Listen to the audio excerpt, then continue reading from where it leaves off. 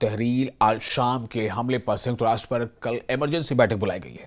लेकिन इससे पहले ही पुतिन ने 24 घंटे के अंदर दो बड़े फैसले लिए हैं। एक फैसला यूक्रेन पर किया है, दूसरा फैसला सीरिया पर किया है। इन दोनों में पुतिन का दूसरा फैसला ज्यादा खतरनाक है।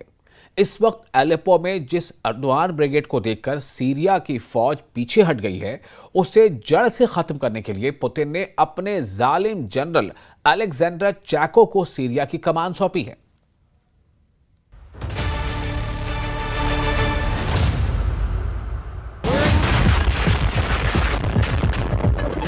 यह वीडियो सीरिया के शहर अलेप्पो से आया है। 5, 4, 3, 2, 1 और फिर धमाके।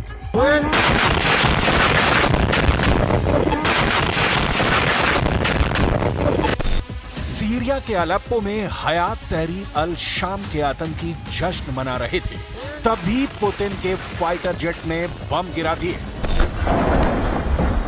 ऐसा ही खतरनाक हमला रात में भी हुआ, जब अलेप्पो पर पुतिन ने लगातार बम बरसाए।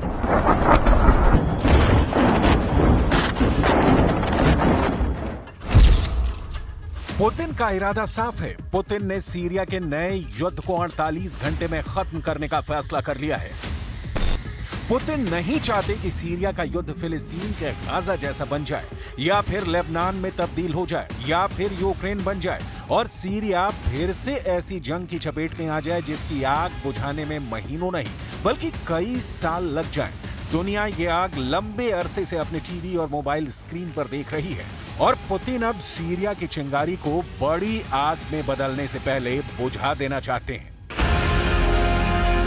इसीलिए पुतिन ने लिया है बहुत बड़ा फैसला, जो तुर्की के राष्ट्रपति एर्दोआन का ब्लड प्रेशर बढ़ा देगा, क्योंकि इस वक्त सीरिया में जो कोहराम मचा है उसके स्क्रिप्ट राइटर तुर्की के राष्ट्रपति रेचेप तैयप एर्दोआन ही बताए जा रहे हैं। खबर है कि पुतिन ने सीरिया में तैनात कर दिया है अपना सबसे खतरनाक कमांडर। नाम है अलेक्जेंडर चैको। अलेक्जेंडर चैको ने ही 2017 में अलेप्पो को आईएसआईएस और अल कायदा के आतंक से आजाद कराया था। पुतिन का 100% भरोसा है कि जनरल अलेक्जेंडर चैको 2024 में भी अलेप्पो को फिर से आजाद करा देंगे। जनरल चैको सीरिया की जमीन पर कदम रखते इससे पहले ही इन धमाकों ने तुर्की के राष्ट्रपति एर्दोआन की नींद उड़ा दी है।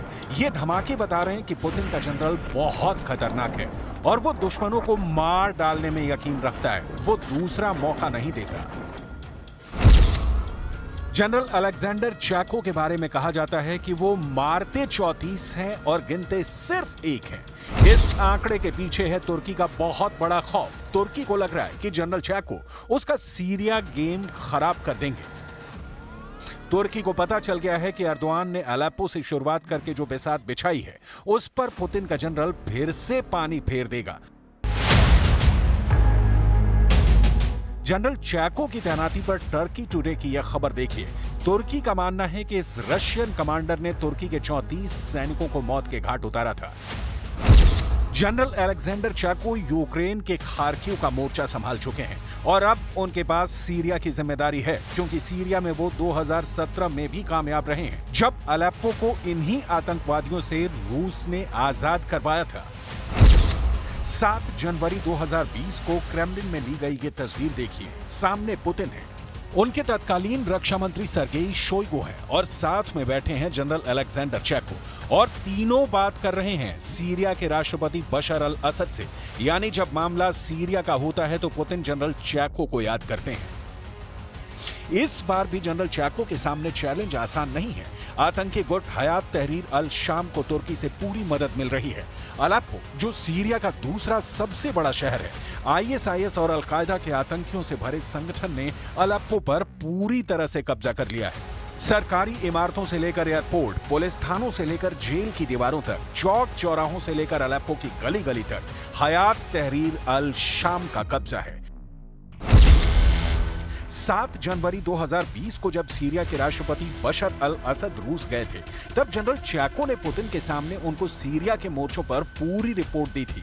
ये तस्वीर बताती है कि जनरल चैको सीरिया को बहुत अच्छी तरह से समझते हैं। इस बार अलेप्पो को वापस जीतने के लिए रूस क्या करेगा, सीरिया की फोर्स क्या करेगी, इस पर होमवर्क शुरू हो गया है, क्योंकि अलेप्पो की आग अगर नहीं बुझाई गई तो पूरा पश्चिम एशिया इसमें जलेगा।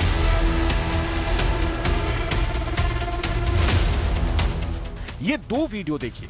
एक वीडियो में सीरिया के army chief general Abdul Karim Mahmood Ibrahim उत्तरी हमा का दौरा कर रहे हैं। हमा अलेप्पो से 130 किलोमीटर दक्षिण में है और इस जगह को सीरिया की फौज ने बड़ा मोर्चा बना लिया है। दूसरे वीडियो में ईरान के विदेश मंत्री दमिश्क जाकर सीरिया के राष्ट्रपति बशर अल असद से मिले हैं। ईरान ही वो देश है जिसने पहले रूस के साथ मिलकर सीरिया को ISIS और अल कायदा के आतंक से बचाया था। نحن هاي عرضنا وهذه عرضنا وهي كرامة. بس أي واحد خارج عن هذا القانون، خارج عن هذا المأجور، بدود لقدامنا رح نجعله مكان. بشد ايدكم وانا معكم. كجيش عربي سوري صار له 14 سنة بيقاوم، فأكيد هاي نحن وهاي تربيتنا العسكرية وهاي تربيتنا الاجتماعية وهاي تربيتنا الأخلاقية. लेकिन इस बार सीरिया की फौज के सामने ये चुनौती है कि पहले उसकी मदद करने रूस और ईरान इस वक्त खुद युद्ध के हालात में उलझे हुए हैं। सीरिया की फौज दमिश्क से अलेप्पो के बीच में हर मोर्चे पर एक्टिव हो चुकी है, लेकिन इस बार रूस और ईरान पहले की तरह उसकी मदद कर पाएंगे, इस पर बड़ा सवाल है। एक तरफ यूक्रेन का युद्ध चल रहा है तो दूसरी तरफ ईरान और इजरायल के बीच किसी भी वक्त युद्ध शुरू होने का खतरा बना हुआ है। नेतन्याहू ने बड़ी बात कही है। जब से पुतिन के जनरल अलेक्जेंडर चेको का नाम आया है, सबकी नजर उनके पहले ऑर्डर पर है। वो कैसे तुर्की के सीरिया प्लान को खत्म करेंगे, इस पर अमेरिका के साथ ज़ेलेंस्की और इजरायल की भी नजर है। אנחנו עוקבים כל הזמן אחרי מה שקורה בסוריה. אנחנו נחושים גם להגן על האינטרסים החיוניים של מדינת ישראל. बशर अल असद और उनकी फौज के लिए बड़ी राहत की खबर ये लड़ाकू दस्ते हैं जो इराक से सीरिया पहुंच चुके हैं। ये वो मिलिशिया हैं जिसने इराक में ISIS को हराया और पहले भी सीरिया की फौज के साथ मिलकर ISIS और बशर अल असद के दुश्मनों के खिलाफ मिलकर लड़ चुके हैं। इराक के प्रधानमंत्री शिया अल सुदानी ने एक इमरजेंसी बैठक बुलाकर सीरिया के हालात पर बात की है। इराक के बॉर्डर गार्ड्स ने उनको पूरे हालात के बारे में बताया है। ये इराक के लिए भी फिक्र की बात है, क्योंकि सीरिया के साथ वो भी ISIS का आतंक झेल चुका है। यही वजह है कि इराकी मिलिशिया अलेप्पो में ही इस खतरे को खत्म करना चाहता है। भारी हथियारों से लैस ये दस्ते अब अलेप्पो फ्रंट पर जनरल चेको की कमान में लड़ेंगे और यही वजह है कि तुर्की समर्थित हयात तहरीर अल शाम के आतंकियों को घेरने का पूरा प्लान बन चुका है। सीरिया की फौज भी पूरी तरह से तैयार है। जनरल चेको को सीरिया की कमान देकर पुतिन का इरादा साफ है। पुतिन अब तुर्की की मदद से लड़ रहे आतंकी गुट HTS को 48 घंटे में खत्म करना चाहते हैं। कुछ मोर्चों पर सीरिया की फौज को कामयाबी भी मिलनी शुरू हो गई है। सीरिया में HTS के आतंकी राजधानी दमिश्क न पहुंच पाए, इसके लिए रास्ते में ही उन पर घात लगाकर हमले किए।